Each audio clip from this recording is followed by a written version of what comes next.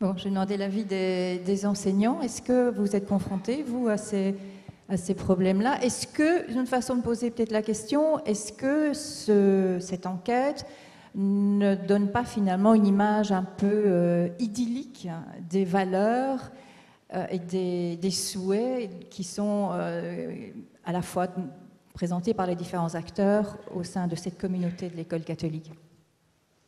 Il y a toujours le moment où on réfléchit, où on rêve, et puis il y a le moment où on est le nez dedans. Ça, c'est un fait.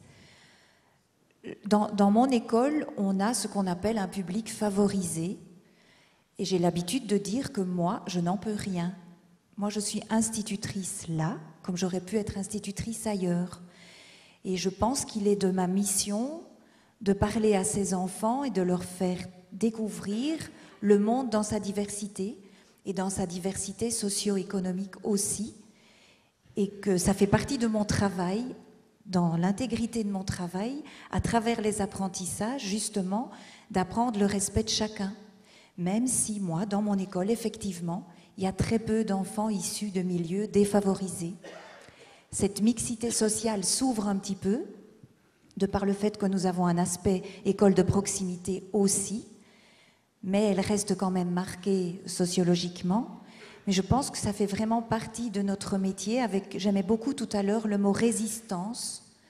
Je trouve que nous devons être aussi un peu des résistants pour justement cette égalité dans les possibilités de chacun et cette ouverture d'esprit de l'enfant vers le monde, et qu'il est important que nos écoles soient ouvertes vers le monde avec tout ce que cette diversité-là amène comme réflexion. Merci. Anne Verhaeren, vous travaillez, vous l'avez dit, dans des milieux oui. très différents. Oui.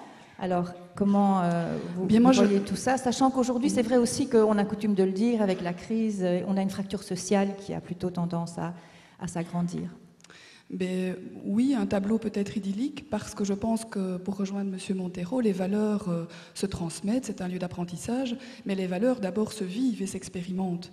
Et là, c'est à ce moment-là qu'on est vraiment, comme disait Madame, le nez dedans, et qu'on est justement face à des élèves de l'enseignement général qui, par exemple, ne considèrent pas toujours les élèves du professionnel, je dirais, comme leurs égaux. À l'inverse, on a beaucoup de préjugés, de stéréotypes des élèves du général parmi la population des élèves du professionnel. Et je crois qu'on peut répondre à ça dans l'école, qui est la nôtre, qui est assez diversifiée, par justement une politique de direction assez dynamique, active, et qui a à cœur de, par exemple, proposer à ses professeurs de ne pas enseigner que dans un seul type d'enseignement.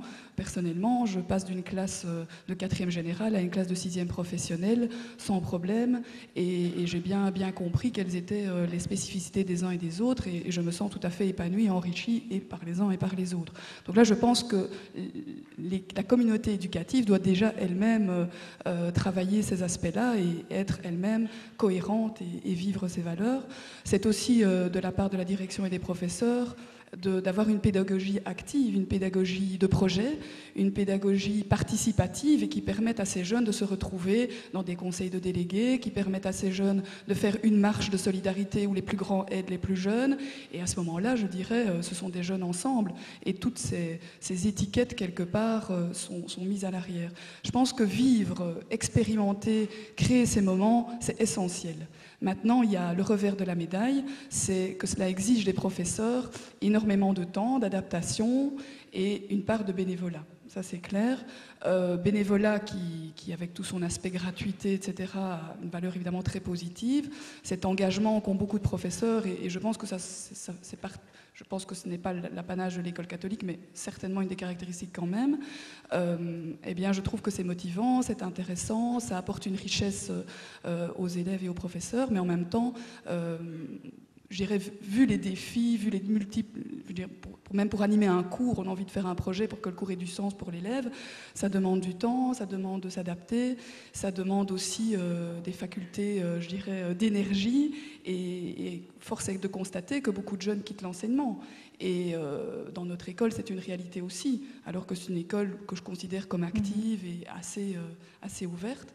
Et là, je pense que les directions doivent être sensibilisées au fait que s'engager, oui, être bénévole, oui, mais ne pas épuiser ses troupes et parvenir à trouver un équilibre. Peut-être qu'au niveau structurel, il y a des choses à penser dans les heures de coordination. Donc voilà, nous avons une direction qui délègue beaucoup, qui fait confiance aux professeurs. Et en même temps, les professeurs sont galvanisés, motivés, mais quelquefois dépassés. Donc voilà. Et donc voilà.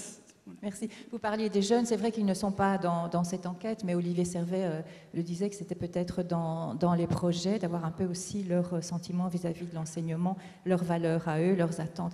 On arrive pratiquement au bout, il est déjà pratiquement l'heure, donc... Je voulais parler par rapport aux jeunes. Vous disiez, eh bien, l'Institut Saint-Louis, on met en route des partenariats avec les élèves, vraiment pour comprendre. Il y a eu tout un week-end de solidarité pour les maladies orphelines et les élèves étaient proches des parents, des professeurs. J'étais moi-même en tant que présidente de l'association, j'avais l'antenne médicale pendant 24 heures, mais les élèves étaient présents vraiment parce que c'était un but humanitaire. Donc, ils apprennent vraiment à être autonomes et à respecter les plus faibles. Merci.